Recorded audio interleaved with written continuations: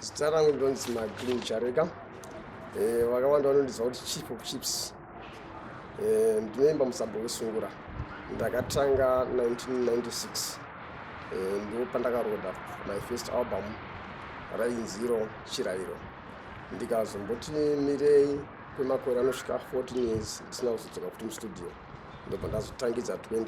From 2014 kusvika pari zvino ndichiri kungoendera mberi nekukanda madamba refu yangu gore negore.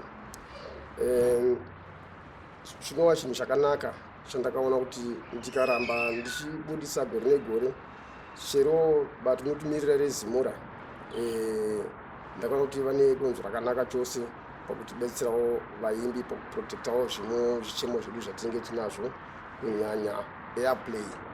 Ndo dzimwe mari dzatinozowanawo futi dzinotibetserawo mukurarama kwedu dzinokolektwa neZimura kubva kumastations akasiyana siyana. Saka ndinovimba kuti kungadai pasina Zimura pamwe music yedu inogona kuenda musango nemamiriro akaita zvinhu pari zvino, but still Zimura ichiri yakamira nesu, haisi kutisiya semaartist, ende ticharamba tichitsigirawo iye ichitsigira isu vaimbi.